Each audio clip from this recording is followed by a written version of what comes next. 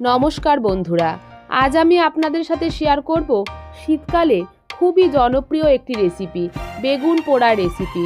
এই রেসিপিটি কিন্তু আপনারা রুটি কিংবা ভাতের সাথে অবশ্যই একবার ট্রাই করে দেখতে পারেন। খেতে কিন্তু ভীষণই ভালো লাগে। এই রেসিপিটি আমি আমার মতো করে বানিয়েছি। চলুন আর সময় নষ্ট না করে রেসিপিটি দেখে নিই। এই রেসিপিটি বানাবার জন্য এখানে আমি একটা মাঝারি সাইজের বেগুন নিয়ে নিয়েছি। বেগুনটাকে ভালো করে প্রথমেই জল দিয়ে ধুয়ে নিতে হবে। বেগুনের সাথে সাথে আমি এখানে নিয়ে নিয়েছি একটা বড় সাইজের টমেটো, নিয়েছি দুটো কাঁচা লঙ্কা আর 8 থেকে 10 কোয়া মতো রসুন।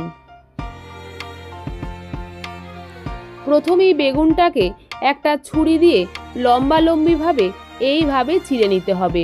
বেগুনের মাথার দিকটা আর বোটার দিকটা কিন্তু আমি কাটছি না। ছুরিটা দিয়ে ঠিক এইভাবে লম্বালম্বি করে আমি 4 বার চিড়ে নিয়েছি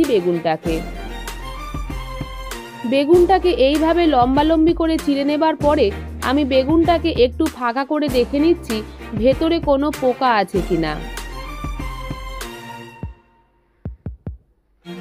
এরপরে আমি হাতে নিয়ে নিচ্ছি সর্ষের তেল, আর এই সর্ষের তেলটাকে খুব ভালোভাবে বেগুনের গায়ে মাখিয়ে নিতে হবে। সেই সঙ্গে টমেটোটাকেও সর্ষের তেল লাগিয়ে নিচ্ছি। এখানে আমি যে রসুনের টুকরোগুলো নিয়ে নিয়েছি সেই রসুনগুলোকে এই চিড়ে নেওয়া বেগুনটার অংশ দিয়ে ঢুকিয়ে ঢুকিয়ে দিচ্ছি। এতে কিন্তু বেগুন পোড়াটা খেতে ভীষণই ভালো হয়।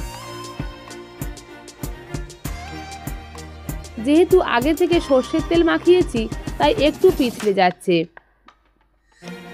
ঠিক এইভাবে দেখুন সবকটা রসুনকে আমি বেগুনের ওই চিড়ে যাওয়া অংশ দিয়ে ঢুকিয়ে দিচ্ছি।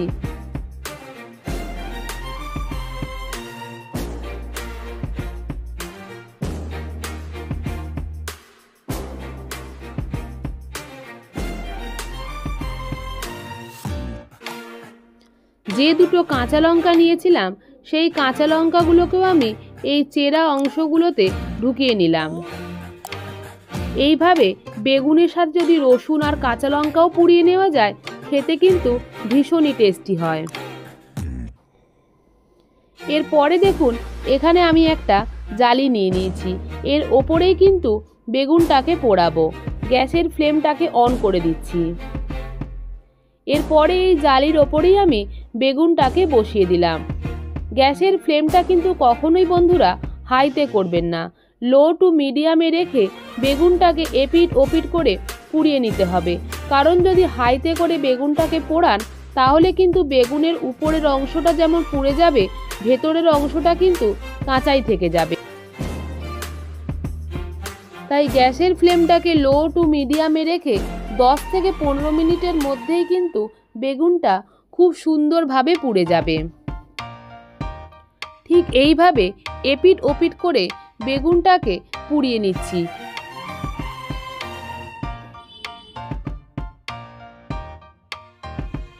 লঙ্কাগুলো যেহেতু খুব তাড়াতাড়ি পুড়ে গেছে তাই লঙ্কাগুলোকে আমি প্লেটে তুলে রেখেছি।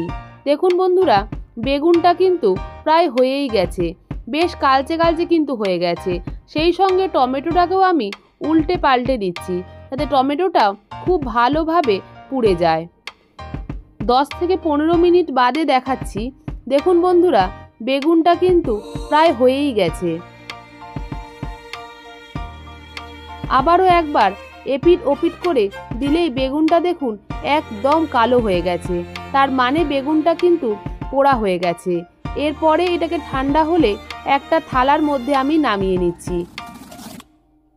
অবশ্যই কিন্তু ঠান্ডা হওয়ার পরে থালাতে নামাবেন, তা না হলে কিন্তু হাতে ছ্যাঁকা লেগে যাবার সম্ভাবনা থাকে। আর একটা বাটিতে আমি নিয়ে নিয়েছি ঠান্ডা জল। এই ঠান্ডা জলে হাত ডুবিয়ে ডুবিয়ে বেগুনের এই কালো খোসাটাকে খুব ভালোভাবে পরিষ্কার করে ছাড়িয়ে নিচ্ছি। এই বেগুনের খোসাটা কিন্তু ছাড়াতে ভীষণই সহজ। হাত দিয়ে একটু একটু করে তুললেই কিন্তু বেগুনের খোসাটা উঠে চলে আসছে।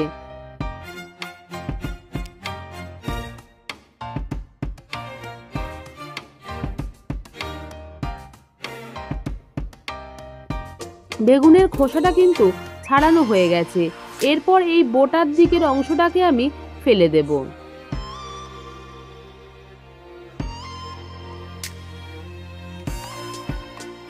ঠিক একই রকমভাবে টমেটোটার খোসাটাকেও ছাড়িয়ে নিচ্ছি।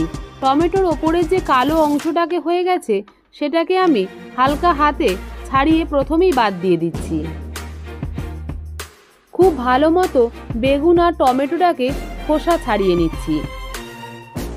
একটা প্লেটে বেগুন পোড়া, টমেটো পোড়া আর দুটো কাঁচা লঙ্কা পোড়াও নিয়ে নিলাম। এরপরে সমস্ত কিছুকে একসঙ্গে মেখে নেব। রসুনের টুকরোগুলোকেও কিন্তু মেখে নিতে হবে।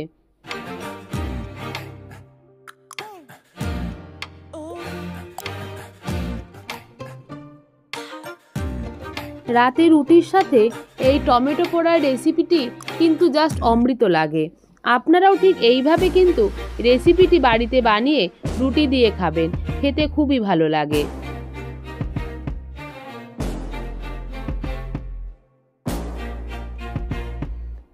সমস্ত কিছু পোড়া উপকরণগুলো আমি হাত দিয়ে খুব ভালোভাবে মেখে নিয়েছি।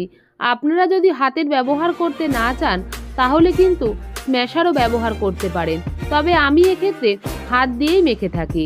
এরপরে এখানে আমি দিয়ে দিচ্ছি একটা বড় সাইজের কোচানো পেঁয়াজ, 1/2 টেবিল স্পুন মতো নুন, দিয়ে দিচ্ছি 1 টেবিল স্পুন মতো সর্ষের তেল, আর অ্যাড করে দিচ্ছি 1 মুঠো কোচানো ধনেপাতা।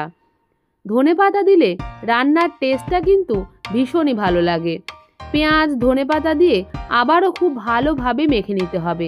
যেহেতু পোড়া কাঁচা লঙ্কা ব্যবহার করেছি তাই এখানে আমি কাঁচা লঙ্কা কোচানো আর ব্যবহার করলাম না। আপনারা চাইলেও ব্যবহার করতে পারেন। ঝালটা কিন্তু অবশ্যই আপনারা আপনাদের স্বাদ অনুযায়ী দেবেন। বেগুন পোড়া রেসিপিটি কিন্তু একদমই রেডি হয়ে গেছে। আপনারা ঠিক এইভাবে বেগুন পোড়া রেসিপি বাড়িতে বানিয়ে অবশ্যই কমেন্ট বক্সে জানাবেন এই রেসিপিটি আপনাদের কেমন লাগলো। এই রেসিপিটি যদি আপনাদের ভালো লেগে থাকে প্লিজ ভিডিওটিকে একটা লাইক করুন, শেয়ার করুন, আর আমার চ্যানেলের নতুন বন্ধু হয়ে থাকলে চ্যানেলটিকে প্লিজ সাবস্ক্রাইব করুন। সাবস্ক্রাইবের জন্যে পাশে থাকা বেল আইকনটা প্রেস করে অল করে দিন, যাতে আমি কোনো রান্নার ভিডিও দিলে সবার প্রথম আপনার কাছে পৌঁছে যায়। ধন্যবাদ। ভালো থাকবেন, সুস্থ থাকবেন। আবারও ফিরে আসবো নতুন কোনো রান্নার রেসিপি নিয়ে।